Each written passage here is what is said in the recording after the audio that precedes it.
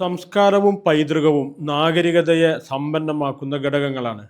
കേരളത്തിൻ്റെ സവിശേഷമായ സാഹചര്യത്തിൽ വൈവിധ്യമാർന്ന സാംസ്കാരിക ഭൂമികകൾ നമുക്കുണ്ട്.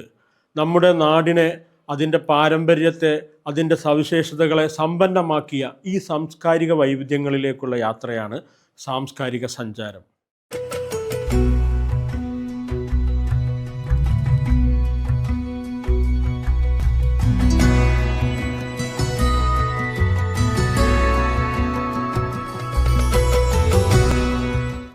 കേരളീയ മുസ്ലിം ചരിത്രത്തിലെ സുപ്രധാന വ്യക്തിത്വങ്ങളാണ് ഷെയ്ഖ് സൈനുദ്ദീൻ മഖ്ദൂം ഒന്നാമനും രണ്ടാമനും.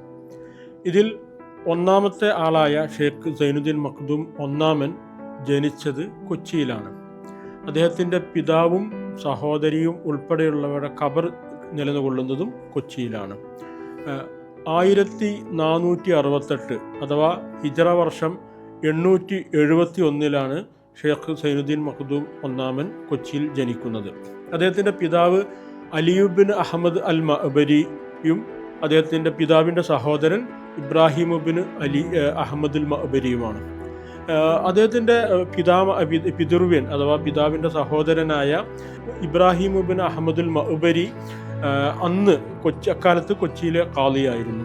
പിന്നീട് അദ്ദേഹം കൊച്ചിയിലെ ഖാളി സ്ഥാനം തൻ്റെ ഒരു പ്രതിനിധിയെ ഏൽപ്പിക്കുകയും ശേഷം കൊച്ചിയിൽ നിന്ന് അദ്ദേഹം പൊന്നാനിയിലെത്തി പൊന്നാനിയിലെ ഖാളി സ്ഥാനം ഏറ്റെടുക്കുകയും ചെയ്തു.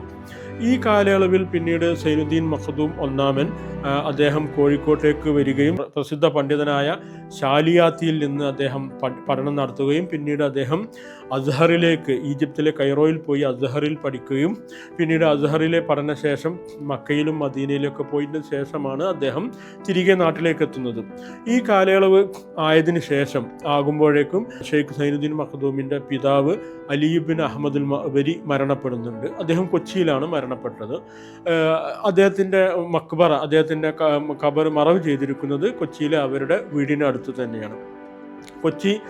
കൊച്ചങ്ങാടിയിലുള്ള സുപ്രസിദ്ധമായ ചെമ്പിട്ട പള്ളിയുടെ സമീപത്ത് തന്നെ, വലിയ ദൂരമില്ലാതെ ഉള്ള അകത്തെ പള്ളി എന്ന് പറയുന്ന പള്ളിക്ക് സമീപമാണ് ഇദ്ദേഹത്തിൻ്റെ, അതായത് ഷെയ്ഖ് സൈനുദ്ദീൻ മഖ്ദൂം ഒന്നാമൻ്റെ പിതാവായ ഷെയ്ഖ് അലിയുബിൻ അഹമ്മദ് അൽ മഅ്ബരിയുടെ മക്ബറ സ്ഥിതി ചെയ്യുന്നത്. അതിനോടനുബന്ധിച്ച് തന്നെയാണ് മഖ്ദൂം ഒന്നാമൻ്റെ സഹോദരി സൈനബ ബീവിയുടെയും മക്ബറ സ്ഥിതി ചെയ്യുന്നത്. ഇതേക്കുറിച്ചുള്ള നാട്ടിൽ, അവിടെ കൊച്ചി ഭാഗത്തൊക്കെയുള്ള വാമൊഴി കഥകൾ പ്രകാരം ഈ അലിയുബിൻ അഹമ്മദ് അൽ മഅ്ബരിയുടെ മക്ബറയിലേക്ക് സ്ഥിരമായി സന്ദർശനം നടത്തുകയും പിതാവിൻ്റെ അടുത്ത് പോവുകയും അവിടെ പ്രാർത്ഥനകളൊക്കെ നടത്തുകയും പിതാവിന് വേണ്ടി പ്രാർത്ഥിക്കുകയൊക്കെ ചെയ്തിരുന്ന അദ്ദേഹത്തിൻ്റെ സഹോദരി, ഈ മഖ്ദൂം ഒന്നാമൻ്റെ സഹോദരിയായിരുന്ന സൈനബ് ബീവി അവർകൾ അവിടെ വെച്ച് തന്നെ, ഈ മക്ബറക്ക് സമീപം വെച്ച് തന്നെ പ്രാർത്ഥനയിൽ ഇരിക്കെയാണ് അവിടെ മരണപ്പെടുകയായിരുന്നു എന്നും പിന്നീട് അവരെയും പിതാവിന് അരികിൽ മറവ് ചെയ്തു എന്നുമാണ് പറയപ്പെടുന്നത്.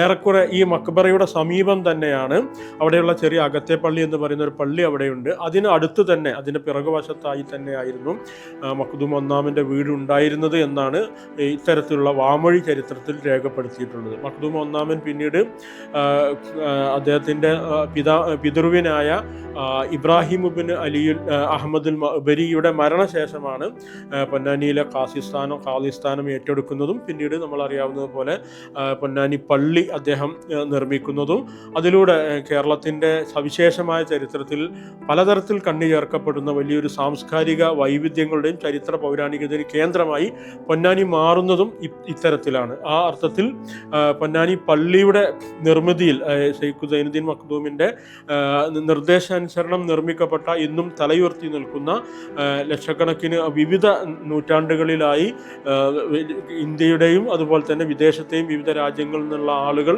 വന്ന് പഠിക്കുകയും ആ അർത്ഥത്തിലുള്ള വലിയൊരു വിജ്ഞാന കേന്ദ്രമായി മാറുകയും ചെയ്ത പൊന്നാനിയുടെ ഇത്തരത്തിലുള്ള ഒരു കേന്ദ്ര ബിന്ദുവിൽ എത്തിച്ചേർന്നതിൽ ഒരർത്ഥത്തിൽ കൊച്ചി നഗരത്തിനും അതുപോലെ തന്നെ കൊച്ചങ്ങാടിക്കുമുള്ള പങ്ക് ഇത്തരത്തിലുള്ള മഖ്ദൂം കുടുംബത്തിൻ്റെ വേരുകളിൽ നിന്നും എത്തുന്നതാണ്.